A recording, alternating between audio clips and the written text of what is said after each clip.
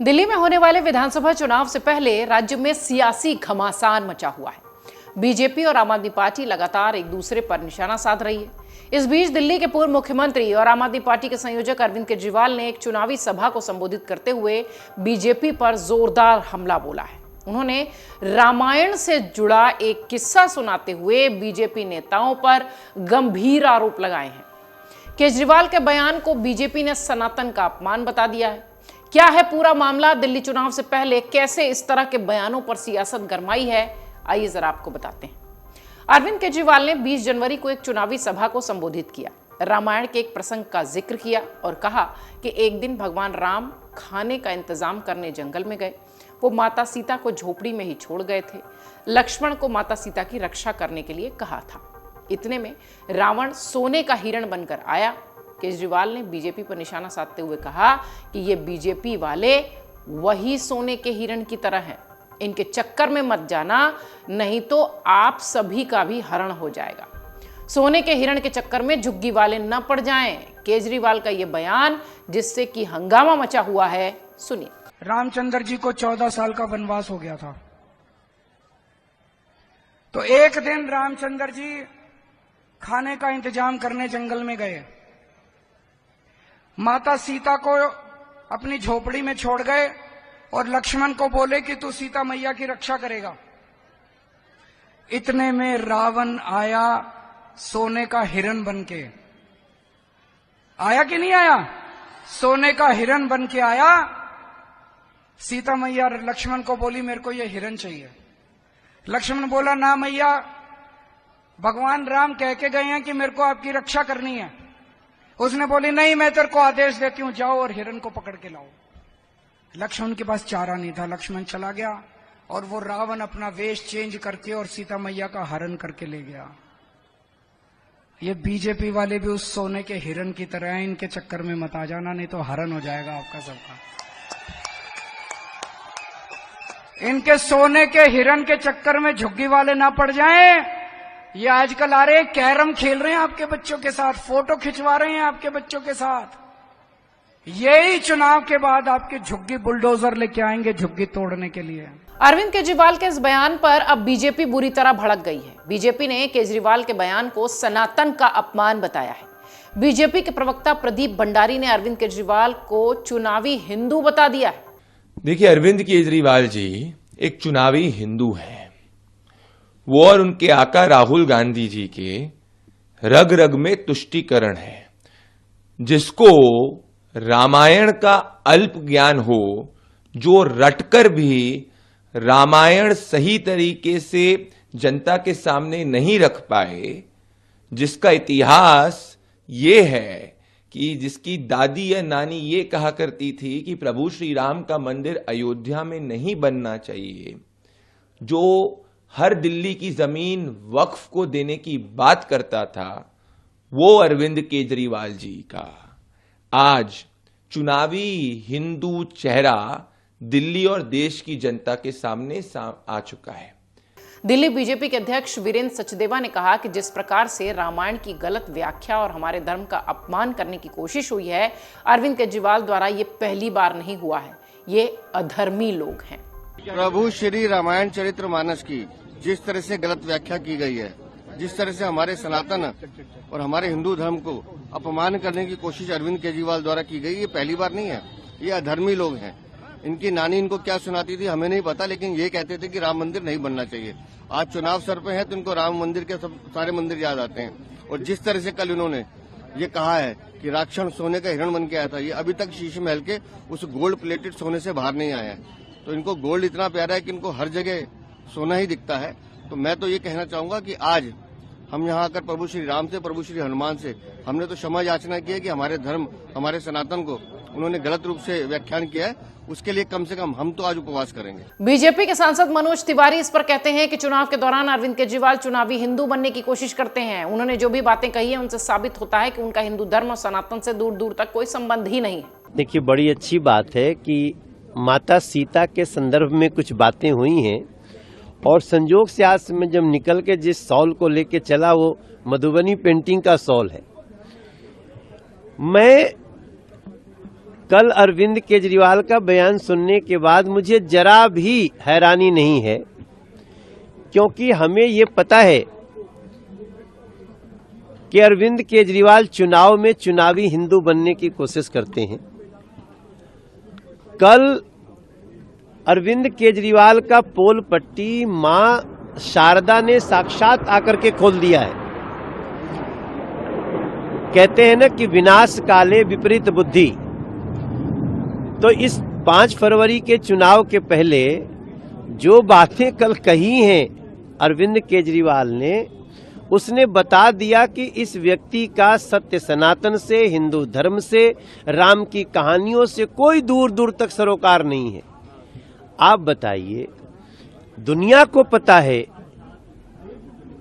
आप किसी गांव में जाकर के एक बूढ़ी माता जी से पूछ देंगी कि वो सोने का मृग बन के कौन आया, तो लोग कहेंगे मारीच बन के आया। ये विधर्मी अरविंद केजरीवाल बोल रहे हैं कि रावण मृग बन के आया। ये कौन यूनिवर्सिटी से पढ़े थे अरविंद केजरीवाल? दूसरा, माता सीता ने लक्ष्मण को राम की सुरक्षा के लिए भेजा, राम की चिंता करने के लिए भेजा। ये कह रहे हैं कि हिरण लाने को भेजा। अरविंद केजरीवाल के द्वारा कल राम की कहानियों को जो तोड़ मरोड़ करके देने की कोशिश है, वो कोई गलती से नहीं हुआ है। एक्चुअली वो सनातन की कहानियों को तोड़ना मरोड़ना ही चाहते हैं। अरविंद केजरीवाल के रामायण वाले बयान पर बीजेपी के नेता तरुण चुग ने भी अपनी बात रखी। उन्होंने कहा कि अब हार के डर से उन्हें आखिरकार राम याद आ गए हैं। सालों तक श्री राम जन्मभूमि मंदिर आंदोलन का, मंदिर का, कार सेवकों का अपमान किया, विरोध किया, गोलियां दागी, आज उन्हें श्री राम याद आए। 22 जनवरी 2024 श्री राम जन्मभूमि पर प्राण प्रतिष्ठा का कार्यक्रम का घोर विरोध और बायकॉट करने वाले बगुला भक्त बने अरविंद केजरीवाल को हार के डर से ही भगवान श्री राम याद तो आए। ये वही अरविंद केजरीवाल हैं जो कहानियां सुनाते थे टीवी पर कि उनकी नानी कहती है कि श्री राम जन्मभूमि पर मंदिर की जगह अस्पताल बनना चाहिए।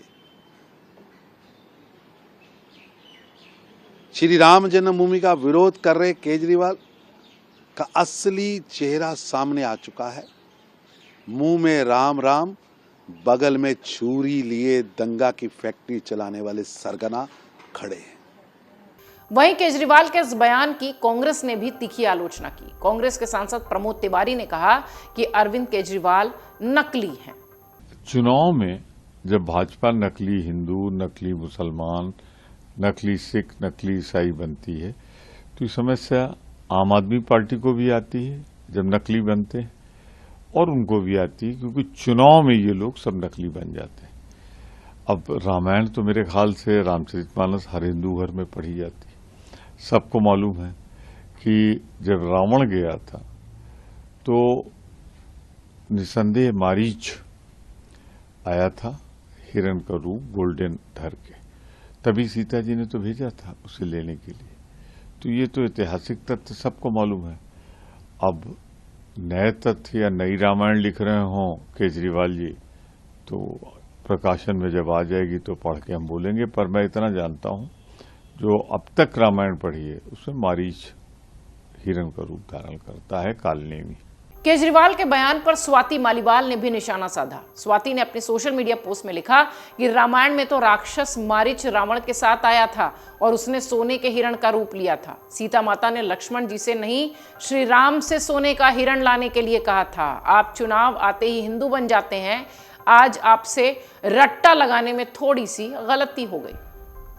इस मुद्दे पर बढ़ते विवाद के बीच अरविंद केजरीवाल ने एक बार फिर बीजेपी पर निशाना साधा है, बड़ा बयान दिया है। केजरीवाल ने कहा कि मैं दिल्ली की झुग्गी झोपड़ियों और गरीब तबके के लोगों को चेतावनी देना चाहता हूं कि अगर वो सत्ता में आए तो ये लोग आपको राक्षसों की तरह निगल जाएंगे। मैंने ये कह दिया कि जो सोने का हिरण था वो रावण सोने का हिरण बन के आया था और सीता मैया उस सोने के हिरण के ऊपर वो हो गया। तो उन्होंने ये कह रहे हैं कि रावण नहीं बन के आया था, मरीची राक्षस बन के आया था।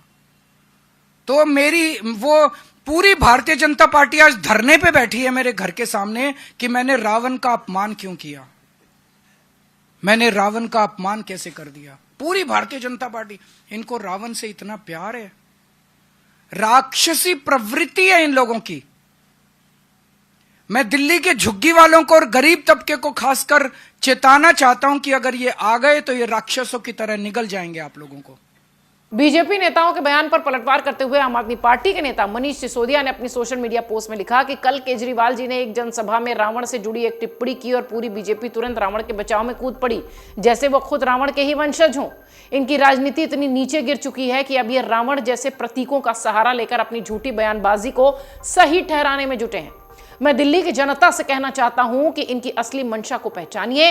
ये चुनाव के बाद गरीबों, मजदूरों और झुग्गी वासियों के लिए रावण से भी बड़ा खतरा है। इनसे सतर्क रहना जरूरी है क्योंकि इनका असली एजेंडा सिर्फ सत्ता हासिल करना है। ये झुग्गियां तोड़वाने और जनता की जमीनें कब्जाने की साजिश रच रहे हैं। इनके झूठे नाटकों से सावधान रहें और सही फैसला करें। मनीष सिसोदिया की यह सोशल मीडिया पोस्ट है। इधर आम आदमी पार्टी के सांसद संजय सिंह ने भी बीजेपी पर निशाना साधते हुए कहा कि इनकी असलियत है वो सामने आ चुकी है, इनका असली चेहरा सामने आ गया है। दिल्ली वालों, इनसे सावधान रहना, ये रावण के वंशज हैं।